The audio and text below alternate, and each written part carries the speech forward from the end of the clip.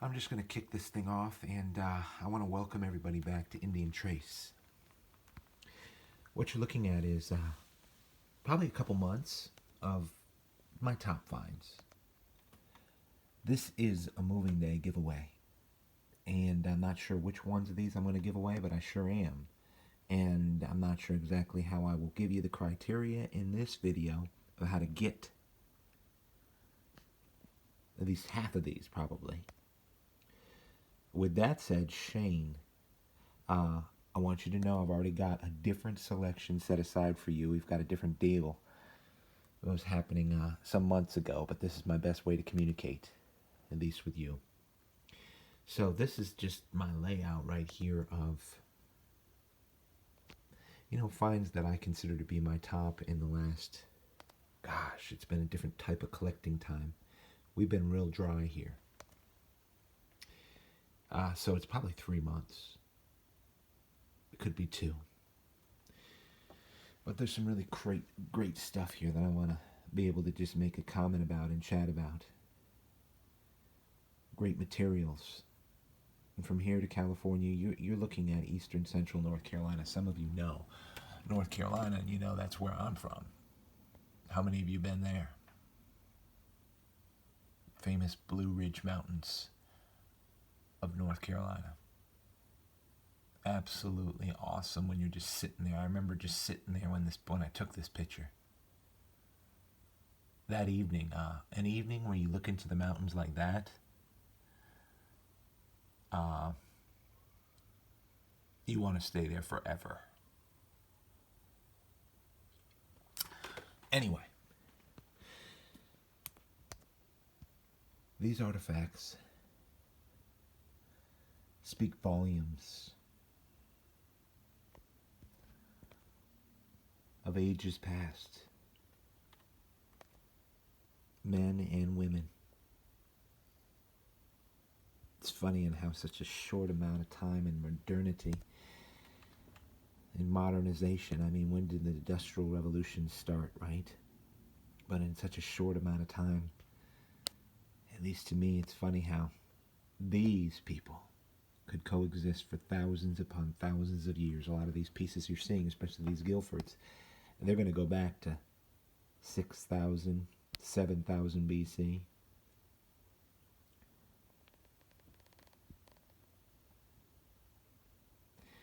It's funny, in our little teeny spot in time, that we've developed everything from trains, planes, automobile, refrigerant, computer, digital technology, digital communication.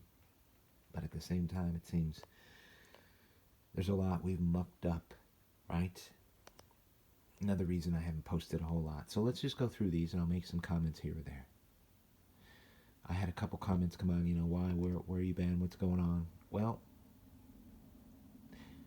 I told these people from here to Ohio, oh my God, that I do not support and never will, at least the continued fascist leadership of YouTube. Those pieces right there. Made out of a composite type of material. It's probably all volcanic, but there's the slightest sparkles in this as well. You see that? That, although people who are administrators on these social networks, I guess you call this a social network, I'd rather see it as what it really is a means of public forum and communication, followed the technologies of the phone and the cell phone, and here we go, right? But then people want to arbitrarily decide in a fascist tone who you out there are allowed to talk to and who you're not, and whether or not, if they approve what comes out of your mouth, you can say what you want. Look at that piece. So that's pretty pitiful to me, and therefore I don't need them.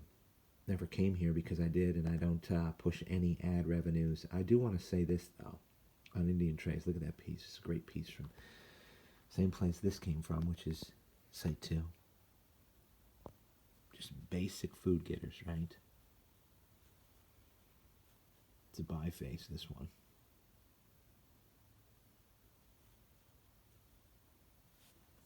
Nice stuff. That if you do click to any of my videos from the past, and I probably have 2,000 of them, I've noticed when I go, I never set up ad revenue. I never accepted advertisements, neither set them up to make money. And their analytics went ahead and tied them into my videos.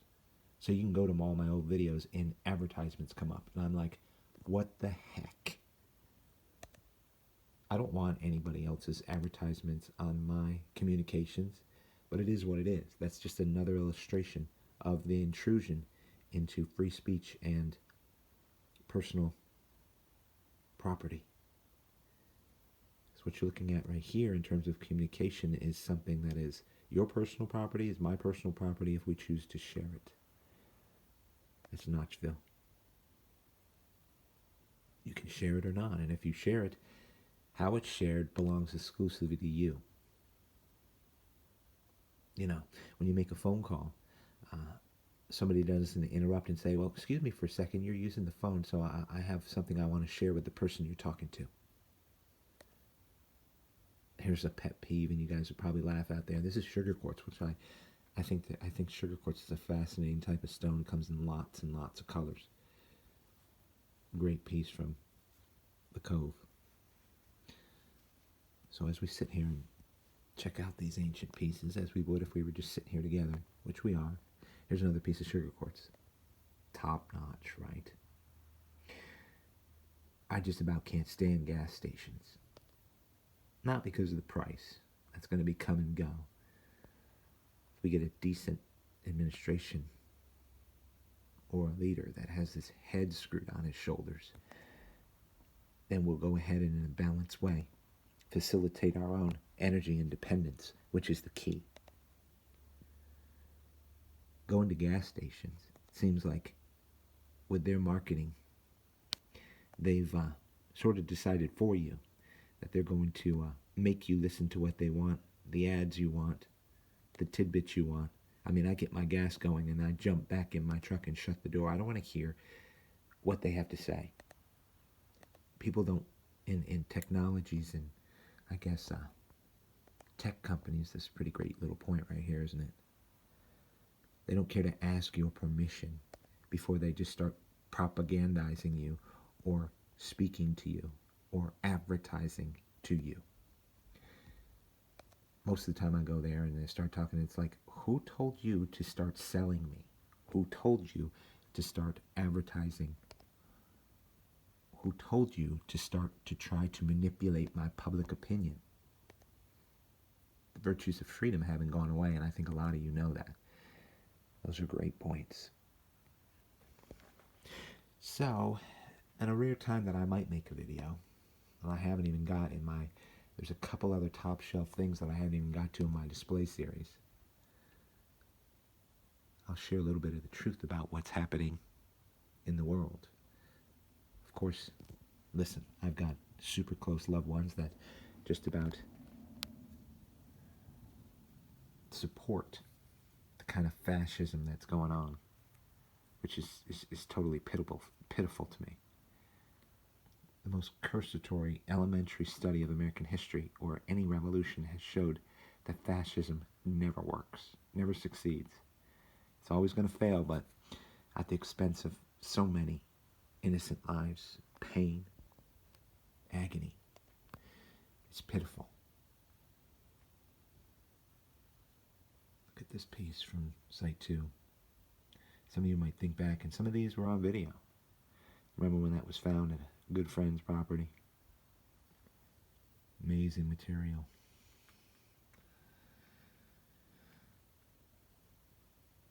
So without going too far down the road on that or around politics, which I'm never scared of talking about because people say, why are you talking about that with these artifacts?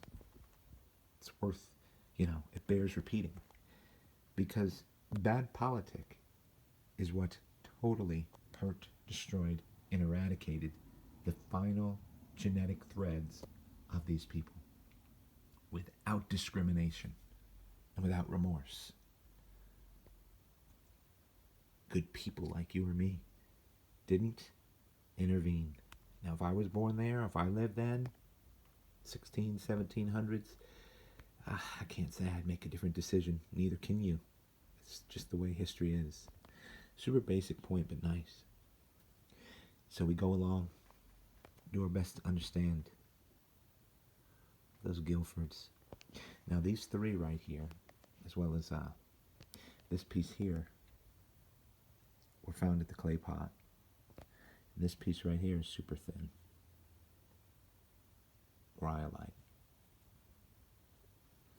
Just fun stuff.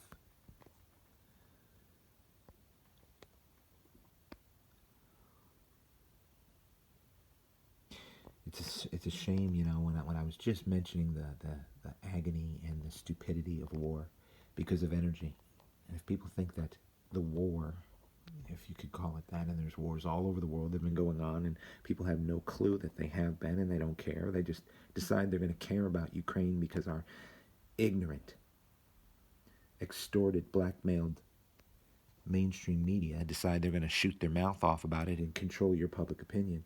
You think that there's some big special thing about Ukraine. There's terrible wars going on of extermination and genocide all over the world. This one happens to be about energy and about covering up a poor leadership in this nation, which is pitiful. I love those three. Love Guilfords. Those are nice, aren't they? And if there is a great point that I'm missing, if there is truth and virtue in a different way of seeing the reality of this, I got my email in my description. Drop me an email. Excuse me. It's about discussion, intelligent discussion, which if you go to the House or the Senate committee meetings on C-SPAN or whatever, you'll hear arguments. And you'll hear stupidity, and you'll know the difference. The virtue of liberty and freedom always rings true. The extortion of fascism, censorship and control, always is a disdain to a human being. Doesn't matter what country you're in. Those are nice points, aren't they? So a little bit of a political timeout on this. Some people, because maybe they can't handle it or whatever, and I don't care if they never come back to Indian Trace, they just decide, well, you shouldn't be talking about that when you have artifacts. Listen, the Indians, in bubbling up to the historic period in the Iroquois League of Five Nations, were top statesmen and politicians. Their brains were far superior than the Europeans.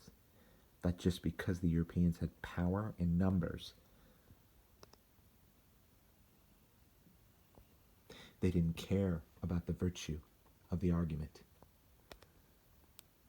of which all were stated clearly and with a good foundation. Over and over and over. As they are now. That's why now anybody who is sick and has bad leadership cannot stand to discuss or argue the points of virtue and freedom and liberty, and don't even dare to hear a case presented such as the extortion and theft of the United States election in 2020. Live well out there and live strong. And find and save these nice artifacts.